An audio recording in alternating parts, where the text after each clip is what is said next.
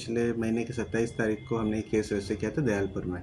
इसमें एक senior citizen है, she is about 65 years old, Shiv Kala इनका नाम था। तो उनके अपने घर पे 2 मंजिल का घर है, नीचे जो कमरा है उसमें सामने ही उनके एक परचून की दुकान भी थी। तो वहीं पीछे एक कमरा था, वहाँ पे उनकी डेड बॉडी मिली थी अगले दिन सवेरे 27 तारीख को। तो 27 को हमने केस दर्ज किया। जब पोस्टमार्टम वगैरह कराया तो पता लगा कि 26 की रात का इंसिडेंट है।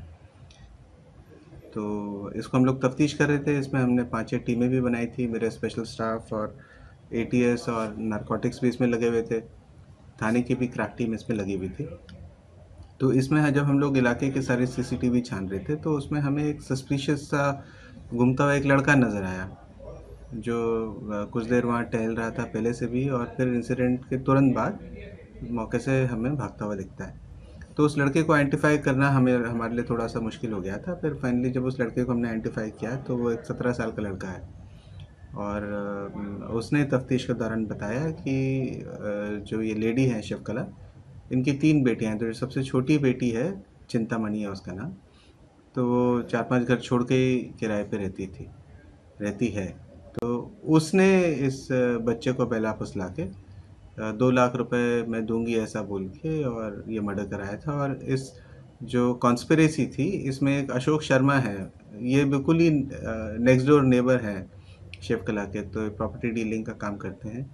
तो इसको भी इन्होंने अपने कॉन्स्पिरेसी का हिस्सा बनाया था। तो प्लान ये था कि जब माता जी चले जाएं तो उसके बाद वो प्रॉपर्टी सारी शिफ्ट, और ये प्रॉपर्टी डीलर के थ्रू ही इस प्रॉपर्टी को बेचा जाता।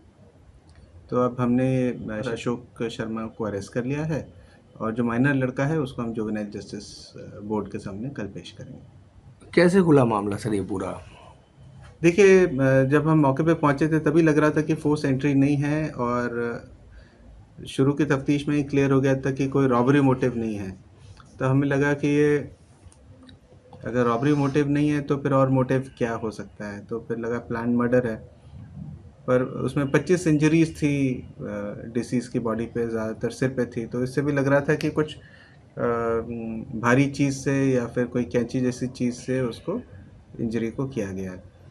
और जब हम लोग सीसीटीवी खंगाल रहे थे तो देखा कि ये जो लड़का है जिसके ऊपर हमें शक हुआ था, ये काफ़ी देर पहले से घूम रहा था वहाँ पे, 2-3 घंटे, इंसिडेंट के 2-3 घंटे पहले वहाँ पहुँच गया था और वहाँ से आसपास घूम रहा था ये।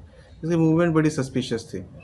तो तब ये हमें विश्वास हो गया था कि ये बिल्कुल ही प्लान्ड मर्डर है, क्योंकि वो लड़का इंतज़ार कर रहा था। अभी इंटरोगेशन में उसने यही बताया कि वो इंतज़ार कर रहा था कि कभी दुकान बंद करें। तो जैसे 10:15 के आसपास 26 तारीख को उन्होंने दुकान बंद करने वाली थी, और उस समय ये अंदर लड़का घुसा है कुछ खरीदने के बहाने, और फिर इसने ये वारदात की।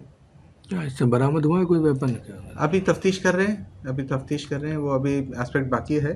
ज़रूरत पड़ेगी तो हम रिमांड पे भी लेकर आएंगे एक्यूज़ को, अभी करेंगे इसको।